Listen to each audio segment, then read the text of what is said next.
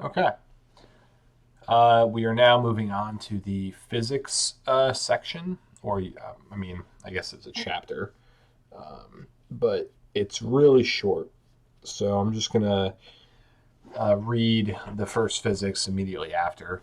Um, okay. So it seems that it is hardly worth dwelling on the role of physics in human life. Its importance is obvious. Yes, and it's all too out there, too visible to suggest there is a hidden subtext in it. It's like that. But the most remarkable thing and worthy of special attention, from the point of view of psychosophy, is that the position of physics at the levels of the functional hierarchy determines much more than just the state of the organism and its energy. In fact, it turns out that the place of physics in the order of an individual's functions influences such areas far from physiology as law, economics, aesthetics, coloring of worldview, and attitude, and much more. I would like to warn you in advance that everything said about the appearance of different physicists does not represent universal characteristics, but is a description par excellence, i.e., it hardly gives more than 70% hits. Um, so, right there, before I even continue on, that's pretty good because I think I actually missed that the first two times I've read through this in private. Um, but yeah, that again, there are nuggets in here that just kind of keep my respect for him where he's conscious of the fact that he's painting these kind of idealized pictures and very extreme, and he's doing that just to like get you to get it, to get what these types are about. um, and so yeah, I just appreciate that he does throw that in there so that when he gets kind of at a whack, it's like he reins it back in and is like, hey, remember, this is, these are descriptions par excellence, as he puts it. uh, so there can be many reasons for this inaccuracy. For example, when talking about first physics being overweight, we should not forget that being overweight can give low ranking physics widespread thyroid disease. And most importantly, a person can borrow his appearance from one parent and psychology from another. And their more than likely discrepancy can mislead any specialist involved in psychosophy. In a word, everything said below about the external appearance of different physicists and types is quite relative. And remember, I'm pretty sure I mentioned this in the beginning, but when we're talking about physics, we're talking about the aspect that deals with the body, sensation, tangible things, the material world, um, not dealing with theoretical physics. So when he says physicists, he's talking about um, the the types as is relevant to the position of physics, meaning the position of the body in this internal hierarchy of values and self perception. Um, However, you can't tell everything at once. Therefore, dividing the owners of physics into owners, first physics, hard workers, second physics, touchy people, third physics, and lazy people, fourth physics. Um, and then there's some like weird translation garbling. Oh, and once again, I forgot to do the window capture here. So let me get that set up real quick. Do, do, do. Okay, there we go. Yeah, there's a little translation garbling at the end of that, but then he's like, let's see why each of them is wonderful. Okay. So, again, and before I get into that, so he's calling first physics owners. Second physics, he calls hard workers, or uh, I think he might have used another word, like maybe just workers or laborers or something. And then third physics, touchy people, sensitive people. And then fourth physics is lazy people, although I think he immediately walks that back, and that's not really a good way to think of fourth physics is lazy. Um, so in any case, uh, owner first physics in the oh, and I'm gonna pop my bubbly real quick. Apologies, but these are amateur productions, so you know, don't worry about it. All right. In the crowd, the owner is visible from afar. He is the most striking and noticeable figure. The owner is distinguished primarily by the power and abundance of forms, height, and richness of the sculpting of the face. Usually he is handsome, but even if this is not the case, there is, as they say, a lot of owner. It's not for nothing that Kretschmer called him an athlete in his typology. So there's something he's saying that archetypically, okay, in this the ideal type, the owner seems to have there seems to be a heavy physical presence to the owner. Um, there's something usually like striking about them, but more in the sense of an abundance, right? Because the first position is about excess and oversupply. So the first physics type is maybe tall, but not tall in a lanky, thin way, but usually tall in a very whether muscular or overweight kind of way, rotund. Um, they seem heavy. Their richness of the sculpting of the face. So he talks later about the juiciness of the face of the first physics. Like you can imagine a handsome man, but nonetheless with a very like juicy, like curvy visage, or like a woman. This applies better to who has like very luscious lips and kind of I don't know moonish eyes or whatever the case may be, rosy cheeks. Like there's always just kind of like an overpowering of the body with the first physics. Now, he says 70% of hits. I would say more like 50 or 60%. But yeah, I think that's fair. It's like there's probably something in the owner's life, in their youth, that caused them to have this over reliance on the physical body, um, and that then determined, that set off why they became a first physics type self perceptually, and it was probably because they had some sort of innate oversupply of flesh, okay, of the body. The powerful build of the owner is not a law. I came across quite small individuals among them, but still tall, portly people predominate among first physics. And this is no coincidence. If the reader remembers, one of the main features of the first function is redundancy. So it is natural that the first physics should have flesh that is redundant. And you could say the body generally.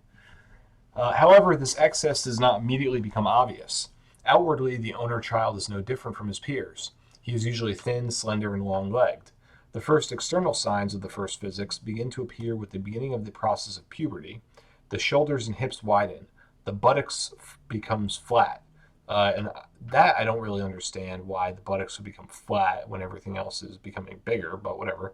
The facial features become larger and more juicy. The lips take on an unusually sexy, bow-like kissable shape. Towards the end of the puberty process, the vigorous flowering of first physics reaches its apogee. Girls with thin waists acquire steep hips in the shape of an ace of hearts, lush shoulders, and powerful, strong breasts. The young men become big-boned, broad-shouldered, muscular, and hairy. There is still little fat in the owner's body. The skin is clean and has bright pigmentation. As they say, blood in milk. A thick, fluffy head of hair enhances the attractiveness of the image. Unfortunately, the ride of beauty of the first physics does not last long. For women until the first birth, for men until the age of 30. After this threshold, a sharp metamorphosis occurs, which for the first time visibly reveals the excess of the owner's flesh. Overnight, weight increases by 20 to 30%. The waist disappears, the stomach protrudes, and the body begins to become overgrown with fat. Again, not really sure about all this. Just because I've known some 1F types who are, you know, short and skinny, but they're clearly 1F types. And yeah, I mean, he does say that, but it's like, I don't know. This is very idealized. So sorry, continuing, but just take this all with a grain of salt. At first, increased fullness does little to confuse the first physics. And on the contrary, with its appearance, it becomes, as it were, adequate to itself, because the former purely psychological feeling of the redundancy of its bodily principle finds its direct physical expression. The owner begins to worry only when the weight exceeds a certain excess norm set by him. but the belated fight against obesity rarely gives a positive result. Laziness and the habit of rich food do their job, further and further deforming the appearance of first physics. I would say that, yeah, perhaps for first physics, if they do become obese later in life, then that psychology he's describing does apply, where it's like um, they're kind of okay with becoming bigger because you know it's just in keeping with their nature of just kind of appreciating and indulging in the excess of flesh of the body of physicality. Okay, so yeah, I can see that in a way. Uh, the early and vigorously blossoming first physics generally tends to fade just as early and just as violently. The body becomes covered with folds. The chest and buttocks sag. They lose their brightness, and then the skin darkens. The eyes become somewhat protruding. The kissing ridge on the upper lip disappears. The lower lip begins to sag and turn outward at the corners of the mouth. Gray hair appears early, and in men it is often even worse. A rapidly growing bald spot is revealed to the light of day. Um, okay, I mean, this all doesn't seem yeah, I would just be careful about reading too much into this. So, before others, first physics faces menopause and impotence. Diseases suddenly attack, primarily attacking the joints and cardiovascular system. The source of these diseases is programmed in the very nature and psychology of the first physics: excess weight, passion for comfort, excesses, laziness. The owner most often accepts death as a result of damage to the cardiovascular system. Uh, this is, in brief, the external bodily history of the first physics. The power and abundance of bodily forms in application to the first physics cannot always be spoken of as a universal principle. Then the features of its plasticity are truly universal. The owner, if he is not in a hurry, acts, speaking in Russian, like a peahen, and in Indian, the gait of an elephant, squaring his shoulders, sticking out his stomach, spreading his toes, and shuffling slightly. First physics moves down the street with lazy grace. Actually, she doesn't move so much as she seems to flow from one beautiful pose to another. In general, statics are somewhere internally closer to the owner than dynamics. He can remain in the same position for hours without experiencing noticeable discomfort. Okay. Um, since ancient times, with the statues of Phidias and uh, Praxiteles, I'm not sure. The first physics was established in both form and proportions as the standard of human beauty. I don't presume to judge how objective such a standard is. I will only note that the first physics attracted the attention of the artist even at the moment when he first picked up a brush and clay. And the earliest images of man that have come down to us from primitive times show, as a rule, the familiar, excessive, appetizing forms of the owner. The ancient artists, who had perhaps not too refined, but in their own way of healthy taste. The ancient artists who had perhaps not too refined, but in their own way healthy taste, cannot be denied a certain logic when they chose the first physics as their model. The eye, seeing only the external physical side of an object, involuntarily strives for what this object expresses most fully, and preferably in abundance.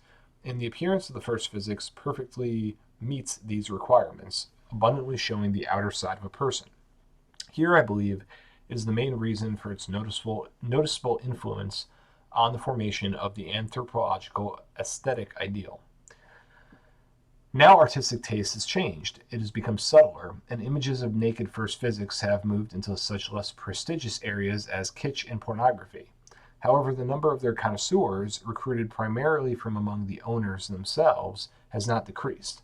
It is rare that even a very old man with first physics doesn't have a card of a naked girl with an enormous ass and watermelon breasts hidden somewhere. And this is understandable.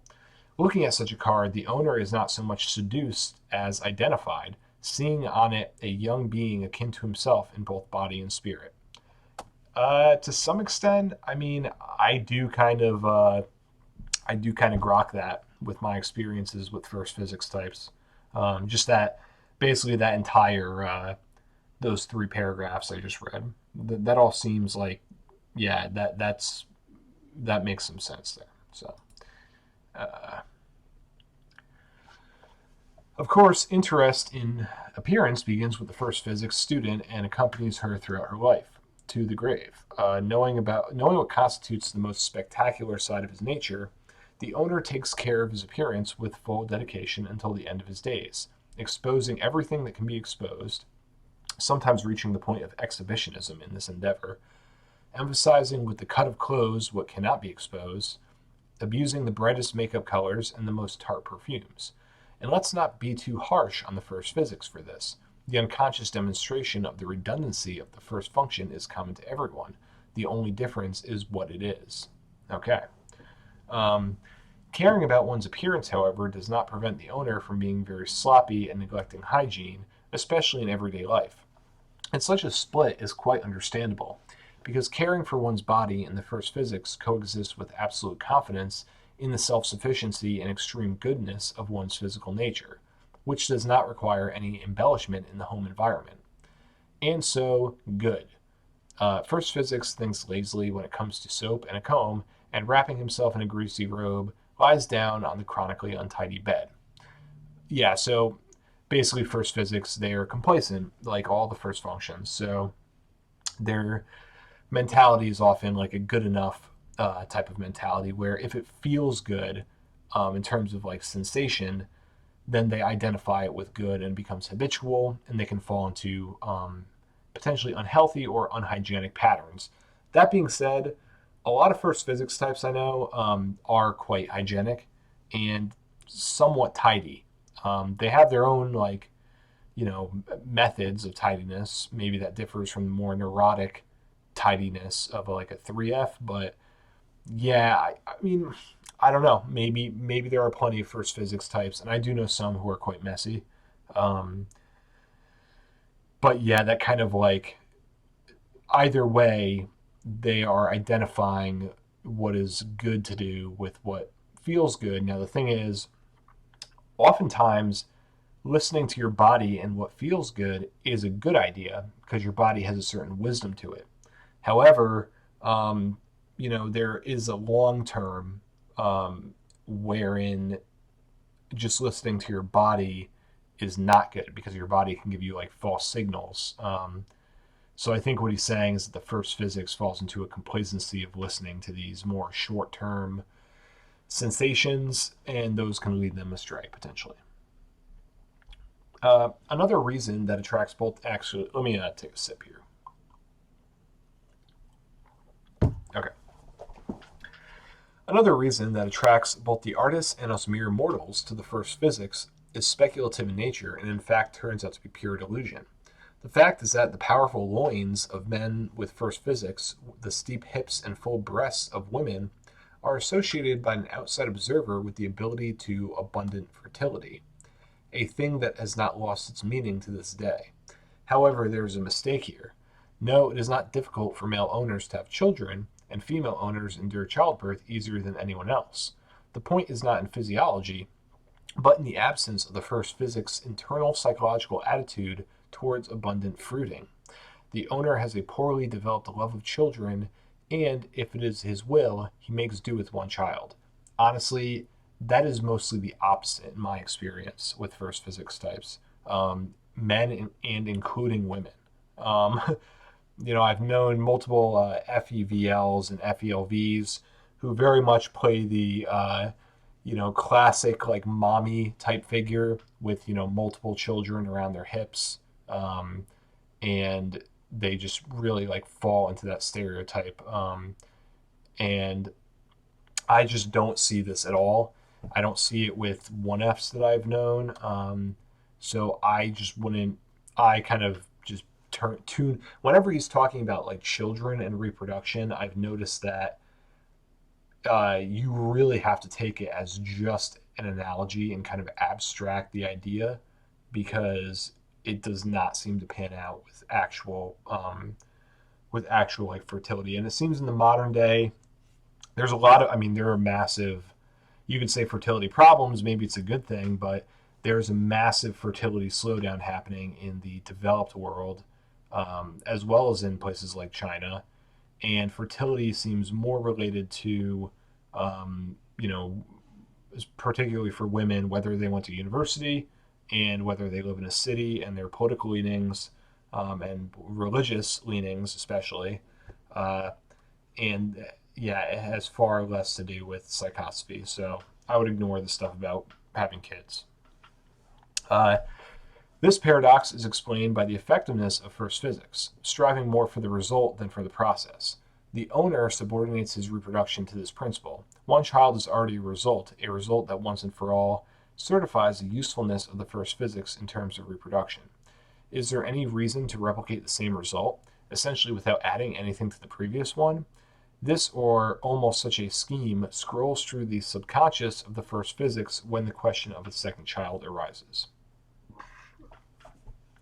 I don't know about that. The effectiveness of mental attitudes cannot be avoided even when a male owner suddenly discovers that he is impotent. In general, early impotence of the first physics has two reasons. One is psychophysiological, the other is purely psychological. The first reason is that the tendency towards excess and comfort in first physics begins to age the cardiovascular system early. The heart becomes filled with fat, the walls of blood vessels become overgrown with salts and wastes.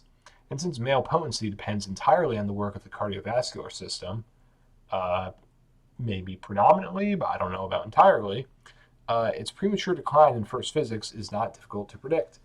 In my opinion, only therapeutic fasting can save the situation, but it is this type of treatment that the owner least accepts. The very thought of temporarily refusing food plunges him into shock. Now, I will say that it does seem like first physics types can be resistant to um, certain diet and fitness regimens. Um,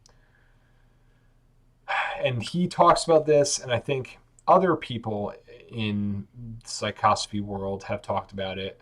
And I think it is true that there is a certain resistance because they are kind of confident and complacent. The first function is a function of independence. So it's like first physics types are just as first logic types are listening to their logic, their mind, and first emotion types are listening and trusting their emotions, and first will types are trusting their vision and their will. First physics types are trusting their body and they feel independent. And a diet regimen feels like a outside, constriction of what they know best. So I do think that physics types can struggle with, um, first physics types can struggle with diets and exercise. um, okay. All right. In addition, impotence, if it occurs every 40 years, does not bother first physics much. And here the second reason, okay, impotence, if it, okay. In addition, impotence, if it occurs after 40 years, does not bother first physics much. And here the second reason is psychological. Valuing in sex not so much the process as the result, he treats the problem of potency accordingly. As long as the body and its experience allow one to raise the sexual bar higher and higher, the owner is the most reckless of lovers. But after the peak is passed and the bar itself, without asking, begins to slide down, sex loses its sporting charm for the owner, and after it, interest as such disappears. The time for peak results has passed, so is it worth trying further? First physics thinks and thus involuntarily accelerates the process of turning off its peristalsis. As the Hamburg sex therapist Friedrich Koch wrote, ironic name, or I should say fitting name, to those who perceive sex as a sport of the highest achievements. Okay, I mean, I don't know, but for its analogical value, okay, they value the result in and of itself, and so they have a sort of sporting charm, so long as they can experience the raisin. Remember, he talked about the raisin for emotion, the raisin for logic, and this would be an example of the result raisin for the owner. Okay.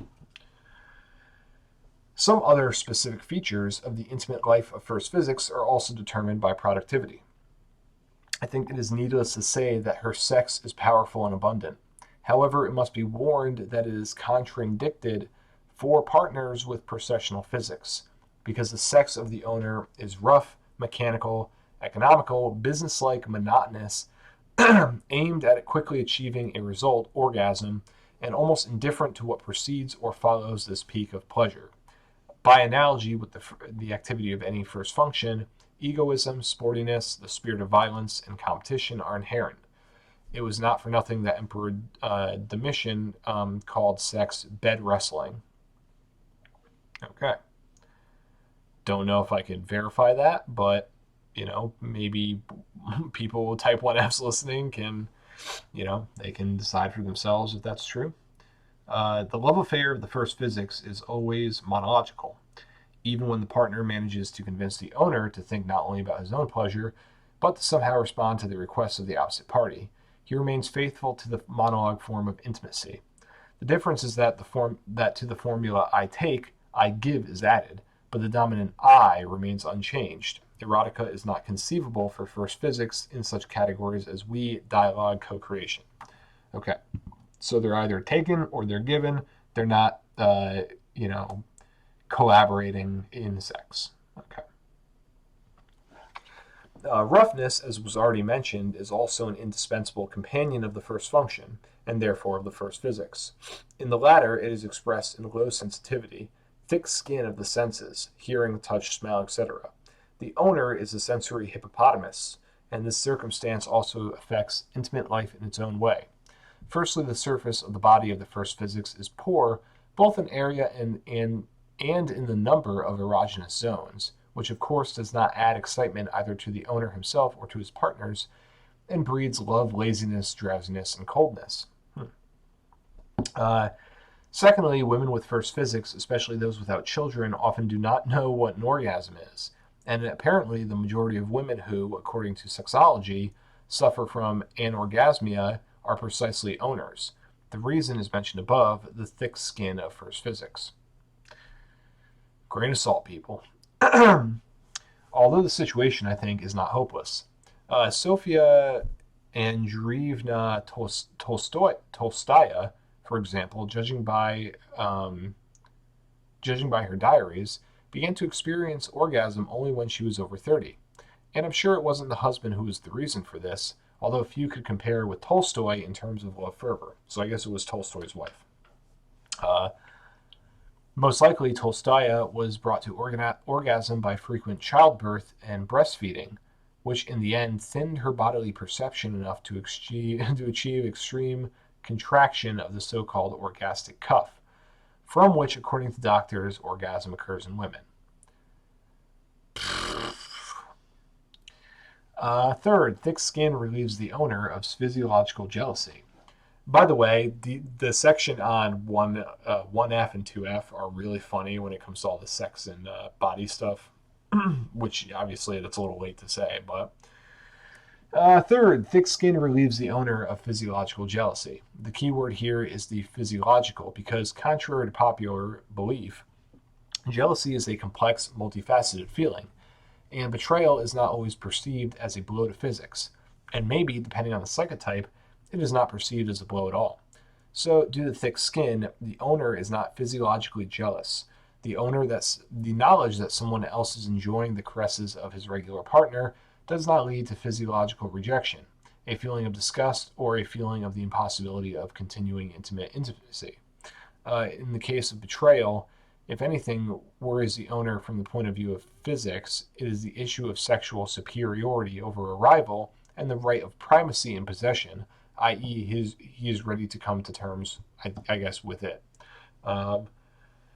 So I guess first physics types are all cucks, which I'm biased being 3F, but I mean, he says it right there. So, to tell the truth, the owner himself cannot be considered a model of fidelity. However, it would not be very correct, due to the specific attitude towards treason, to attribute to the first physics a certain natural immorality.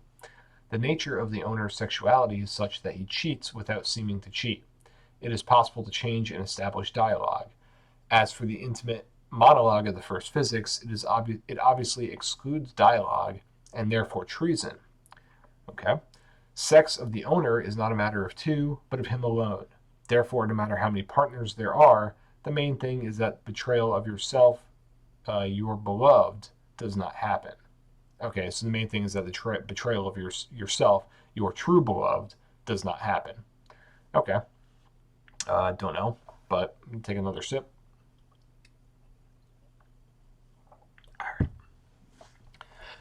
Sensory hippopotamus greatly influences the taste of first physics. They don't argue about taste, they talk often incorrectly, but they argue incessantly. However, by and large, there really are three main types of taste, indeed practically irreconcilable, the differences between which are due to the position of physics on the first three levels of the functional hierarchy. Uh, Therefore, further mention of the bad tastes of first physics should not be taken literally. It's just not her, but the two physicists standing below who act today as trendsetters. Here's the main source of both the subjectivity of assessments in general and the division into bad and good taste in particular. As for the taste of first physics, due to her sensory thick skin, she loves bright eye catching colors, but does not distinguish halftones and shades well. Has a predilection for coarse, heavy, spicy food. It doesn't matter for the first physics with hearing. I won't say that a bear necessarily stepped on her ear, but she clearly prefers the loudest and simplest sound possible. She is attracted by tart smells that hit the nose, because first physics simply does not smell other, more subtle ones. Don't know. Don't know about that. Predilection for a certain type of clothing makes the figure of the owner noticeable from afar. He loves expensive, flashy fabrics and furs, a lush silhouette that emphasizes his already powerful shape. He does not know the limits in the decoration of a dress, be it really expensive or tawdry. A brooch is the size of a fist. A chain or ring is as thick as a finger. Briefly describing, we can say that the style of clothing in the first physicists are close, no offense please, to the style of mafiosi, as they are usually portrayed in world cinema. Now, I will say, I do see that. I do believe that that is a valid stereotype of many 1Fs. Not all of them, okay. Uh, but yeah, I do notice that 1F men do tend to have that style. Like when they're being stylish, it's like again the excess of the first function. So they have like, imagine a rapper and he has like that just ridiculous like bling on him and just like jewel encrusted rings. That's very like it's a seems to be a common thing with 1F types. Um, Again, they're called the owner, and possessions are important to them, and it's an excess, so it makes sense. Let's face it, the taste of the owner is rough, but the matter is not hopeless. Serious studies can develop and refine the taste of the owner. In the world, there are many opera singers with first physics who have sharpened their hearing through long studies. Chaliapin, Chaliapin, not sure. Many artists with first physics who perfectly distinguish shades of color. Michelangelo, Dumas the father, despite his first physics, was recognized by culinary experts as the most sophisticated gourmet. So, although the problem of bad taste among the owner is really not far fetched, it is solvable. You just need to make an effort. Okay. So, if they make an effort, then they actually become really good at, their key, being distinguishing with their senses. Okay. You can guess the owner of a child quite early.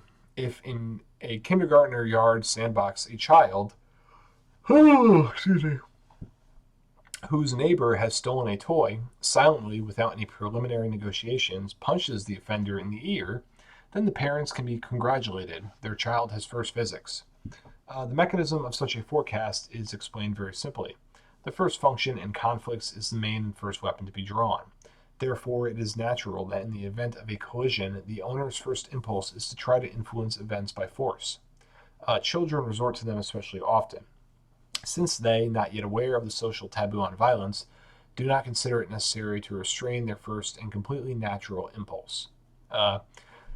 Over time, education usually pacifies such impulses, and a child with first physics often simply compensates for them by imitating an attack or just clenching his fists. The last option, as a reflex, is retained by the owner until the end of his days. And I would also say, before he goes into more examples and discussion of that, that, you know, I do kind of see what he's saying a little bit. I do think first physics types can be more disposed to like physical violence, even like play violence. But also, you can imagine what about somebody who isn't violent, but they use their body as a weapon otherwise? Like, imagine this, idealistic, bodacious first physics chick using her body as, and seduction as a sort of weapon, right? Um, or as a negotiation tool. Or you can imagine a first physics type who's, using their possessions, their wealth, their tools, whatnot, as a bargaining chip. I think first physics types do that a lot. They are very possession conscious, and they will use that as a way of negotiating. So it's just with first physics, because they're first physics, they just see the physical world as like the main way to interact with people, right? So when it's a matter of conflict, they will use the body, possessions, sensations as their weapon. Okay. Uh, do, do, do. The attitude towards violence as a litmus test in determining the position of physics on the levels of the functional hierarchy is good only for childhood. Later, it becomes the object of close attention of such a serious sphere as criminal law, under whose protection the physical layer of life is located. Therefore, I don't want to scare anyone, neither the owner himself nor those around him, but the owner of the first physics belongs to the most criminal category of citizens. It does not follow from what has been said that the rest of the physicists are obviously clean before the law, and the prison is crying for the owner from the cradle. Not at all.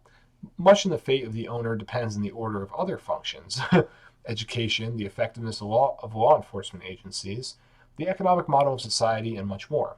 And yet, the thesis about the increased criminality of first physics remains valid.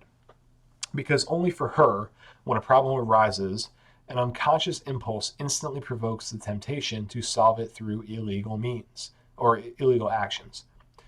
And external and internal brakes are not always strong enough to overcome such a temptation.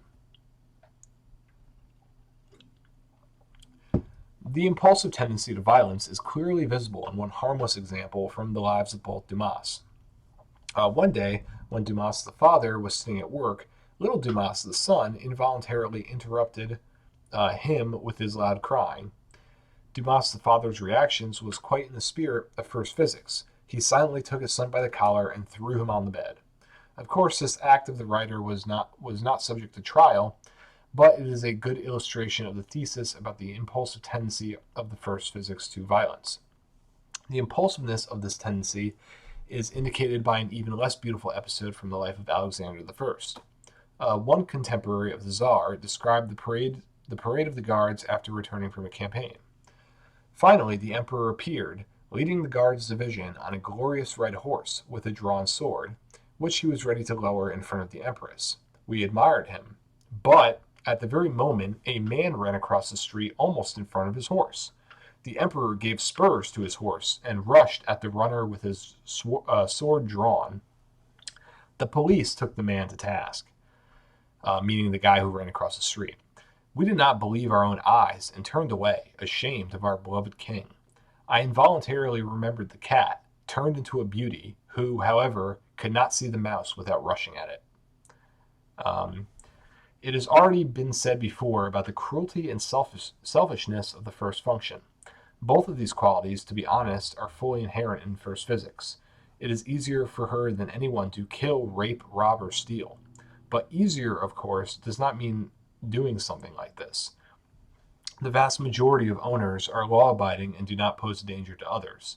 Moreover, and I just want to say, not only are the vast majority law-abiding, but probably the majority of like law enforcement are first physics types.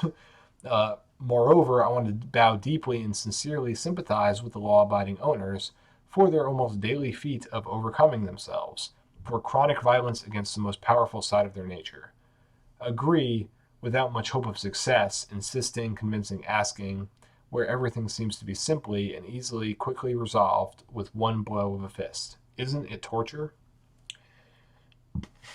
Okay. The owner is the first victim of all kind of financial scams, lotteries, gambling, etc. He is a monstrous gambler, and the prospect of instant, effortless enrichment has an almost magical power over him. I do know some first physics types who unfortunately have fallen into this category.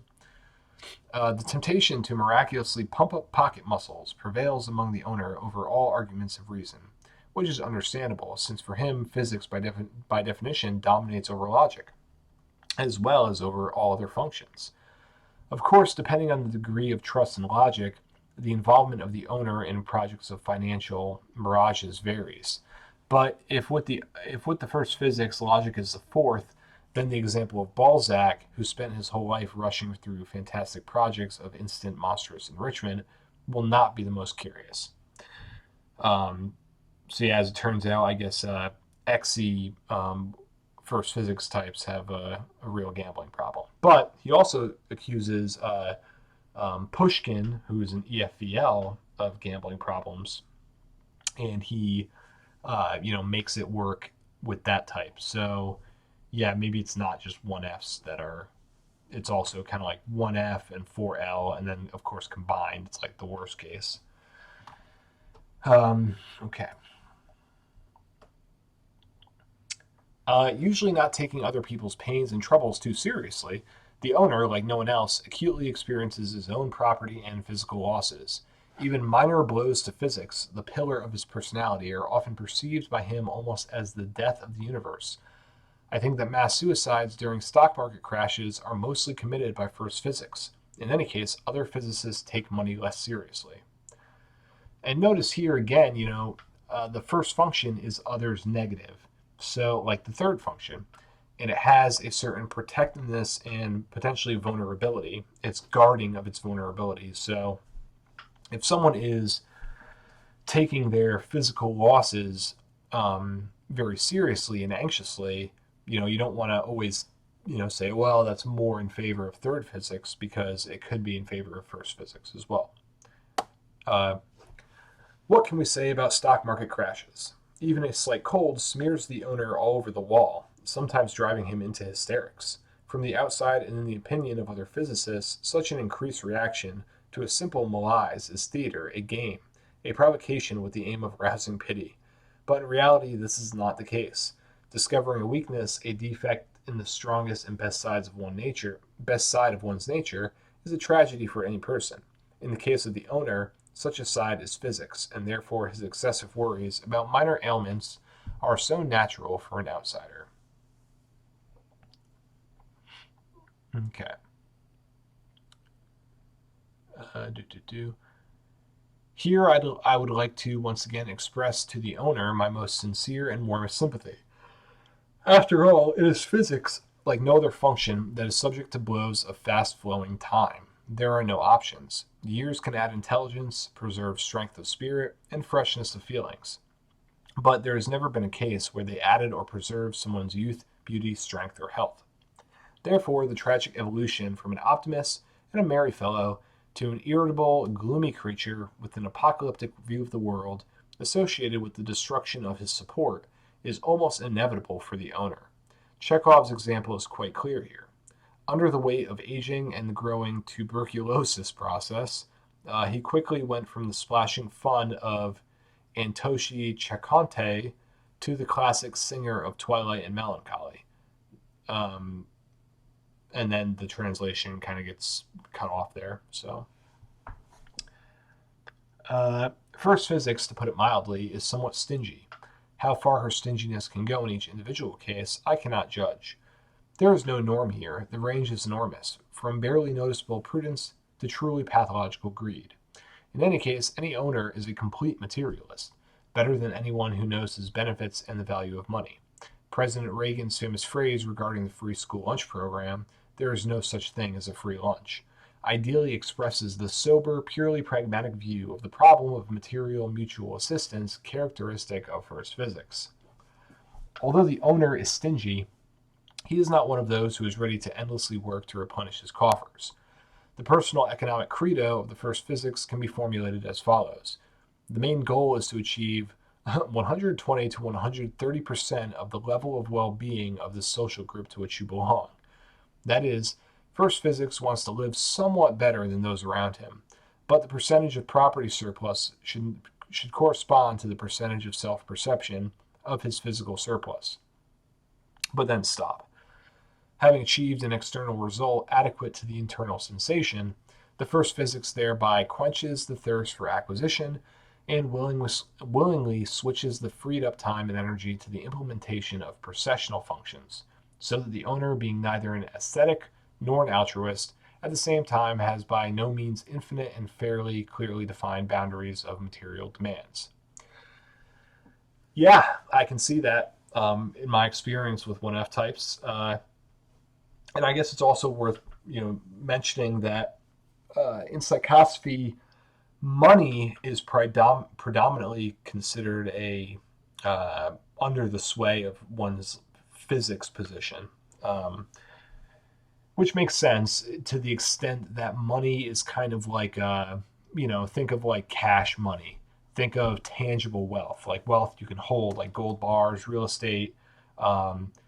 Think of money as kind of like a daily sustenance. It's like you eat through a certain amount of money a day. You need money to live.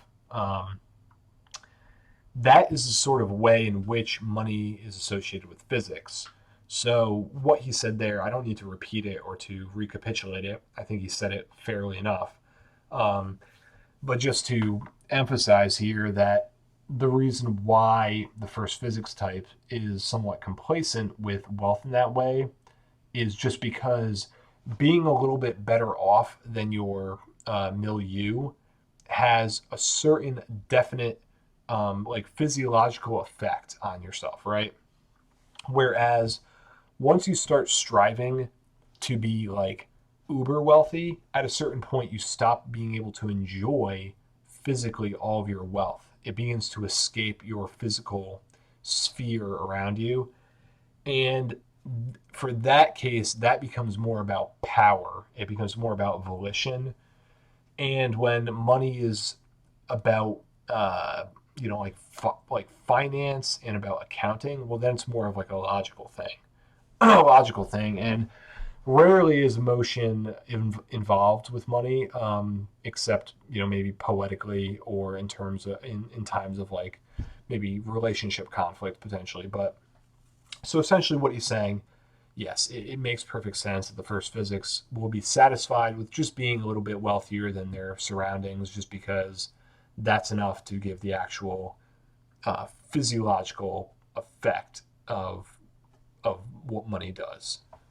Anything more, that's just about like power and about dick measuring and measuring yourself as like a great man in the historical record, right? Like pharaohs building pyramids. That's much more about volition. Okay.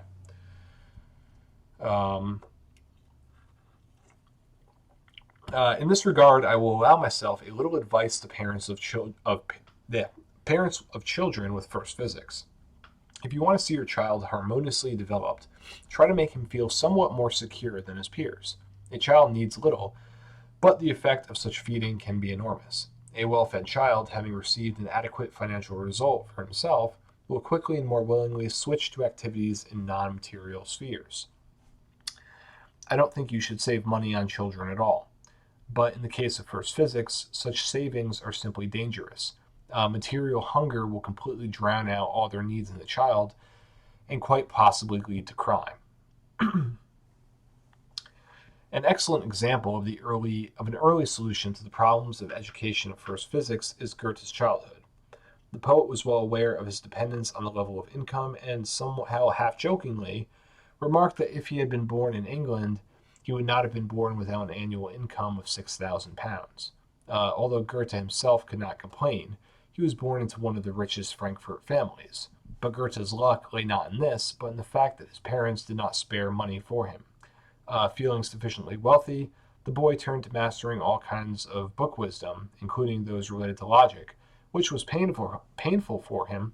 Over time, he noticeably succeeded in them and became not just a great German poet, scientist, administrator, but above all, the standard of a harmonious philosophy. So basically, Afanasiev believes that Goethe was a FVLE type, and he also believes that Goethe achieved the like harmonious integration of those functions and basically represented an ideal type, and kind of like an ideal personality. So he holds Goethe in like the highest regard.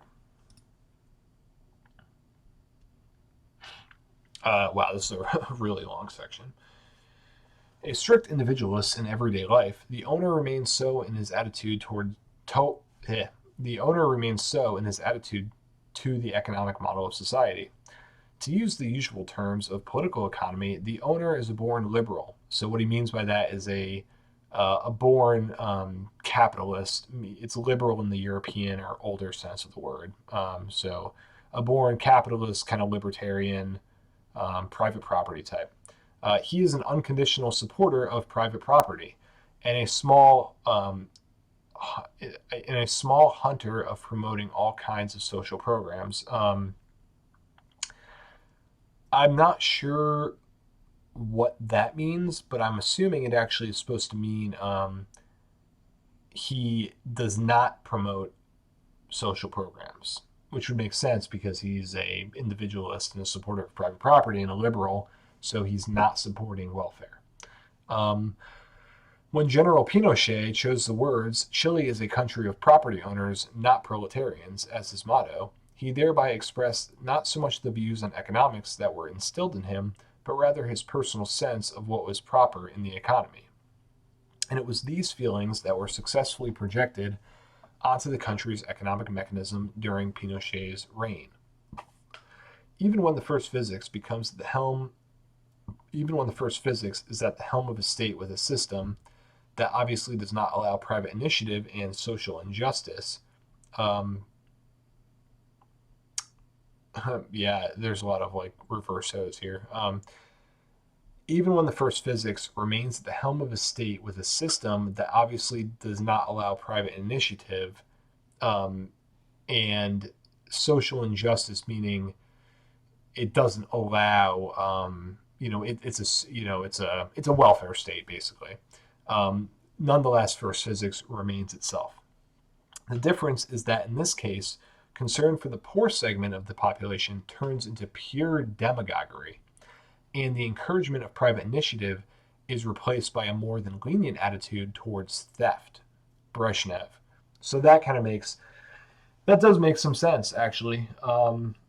Basically, it's just they're still capitalists, but it's just the only way capitalism can occur is through theft, through kleptocracy, black market, and corruption, basically. Since we're talking about the political face of the first physics, it must be said that the owner is also a born hawk, which will become meaning a born like pro-military, military aggression. It's like hawks versus doves, essentially, pacifists. So they're militarists, which will become quite understandable if we take into account his psychophysical properties. It is only natural for the owner to give preference to forceful methods over all others when solving emerging political problems. And besides, only the first physics completely equates the power of a country with the volume of its military muscles pumped up as much as possible. In light of the above, I think the reader will understand the programmed nature of the correspondence.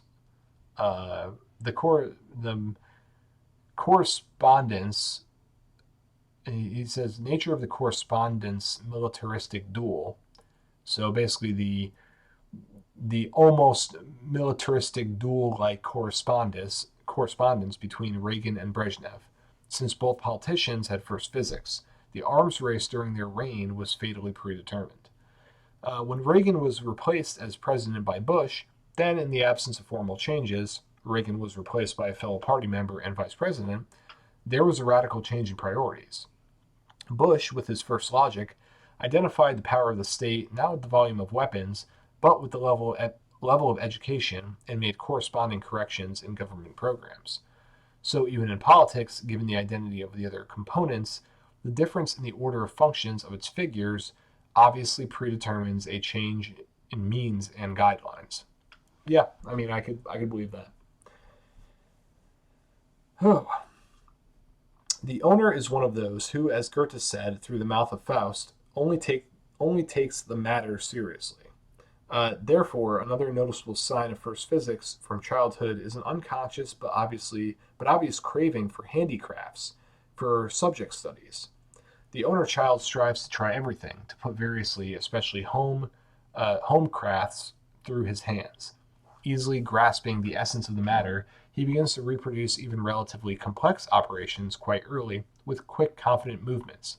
In a word, since childhood, first physics has neither fear nor problems associated with crafts and mechanics. Yep, I think that's accurate. Very accurate. At the same time, the owner cannot be called a workaholic, a passionate worker who enjoys work as such, regardless of the result. The processional nature of labor is abhorrent to the first physics. It is economical, calculating, and in no hurry to strain itself for the sake of vague goals or inadequate reward. A small but expressive feature of the industrial psychology of first physics can be considered that the assembly line is not contradicted for it. She copes with work on the assembly line without internal confrontation and tension. It gives a quick, visible result, so necessary for the first physics, and the monotony of work is not a burden to her as long as she gets paid. Another result. Naturally, sports are among the main activities and interests of first physics. After all, it is sport that, it seems, realizes the physical principle in its purest form. And the one in whom it is strong cannot help but try to test himself in this field. However, the owner accepts the sport not unconditionally and not entirely, but under his own specific position of physics, point of view with certain sympathies and preferences. Internally, bodybuilding is closest to first physics. The obvious focus of bodybuilding on a dispute, who will demonstrate the excess of flesh more abundantly and more clearly, is extremely appealing to the owner who experiences the same mental sensations. Yeah, I mean, it would follow from all that he said, in previous sections, and then with this quite long section, it would make sense that bodybuilding would be the natural sport for first physics. So, first physics also loves martial arts, in which she is attracted by the characteristic focus of martial arts, not so much on the process of fighting, but on the result so dear to his heart. The owner is somewhat less sympathetic to group games and does not find every place in them convenient. Actually, he feels at ease only on the first line of attack, because in a collective game, the position of the striker is the only one where the owner's passion for performance can be fully satisfied. Although it seems that sport was specially created for first physics, she is not always successful in this path, and there are good internal reasons for this. Firstly, the owner has a rather poorly developed reaction, and one gets the impression that the impulse runs through the muscles of the first physics somewhat slower than in other physics. So for this, it's similar to the slow-wittedness of first logic. And again, I think the best way to think of this is not inferior wit or necessarily inferior dexterity, but slower. That's how I would describe it. He describes it a little less favorably, but in any case. Therefore, no matter how attractive fencing or table tennis may be for, say, the owner, he cannot expect great success here. Secondly, failures in the sports of first physics are due to the belatedness and short-term nature of what I call for myself a dynamic forecast. In short, a dynamic forecast is a prediction of the consequences of a particular movement in a certain environment and under certain rules. For clarity, I will give, as an example, a picture of a person's movement in a street crowd. Once in it, a person, judging from the outside, moves freely and thoughtlessly, but in reality, this is not the case. Throughout the journey, from the starting point to the final point, the pedestrian, in order not to collide with others, and at the same time, not to turn his movement into endless wandering, is busy with an unconscious forecast of the optimal route, where, in addition to his data, the dimensions, speed, and direction of movement of others are taken into account, as well as the unwritten but existing rule for pedestrians in any country, the right of way. In a word, in a person's subconscious, several hypothetical maps of the situation are constantly being formed, one step, two, three ahead. Thus, even such a simple action as moving in a crowd is controlled by an internal computer. Uh, as for the dependence of the dynamic forecast on the order of functions, I'll try to explain its mechanism using another example, which can on occasion become a good everyday test for physics. We are talking about such a simple action as pouring liquid into a vessel. So the third physics is usually underfilled because its forecast, out of caution and self-doubt, is ahead of the action. The second physics, as usual, for the second function is normative. The forecast is adequate to the movement, therefore the level of liquid filled with it always corresponds to the limiting line. The first physics often overflows, since its forecast is careless and late in comparison with the action. Okay. Now that the meaning of the term dynamic forecast is clear to the reader, it is not difficult for him to guess why the lateness and short-term nature of the forecast negatively affects the sports career of the owner. Playing to intercept, be ahead, and accurately pass are difficult for him, like for no one else. However, the consequences of dynamic forecast errors in first physics are much more serious than simple failures in sports. The fact is that the sensory hippopotamus of the owner initially does not contribute to an objective perception of the external environment, including the dangers associated with it, and its combination with the lateness of the dynamic prognosis usually makes first physics a regular patient in hospitals and emergency rooms. It is if by fate itself it turns out to be destined to receive and inflict injuries.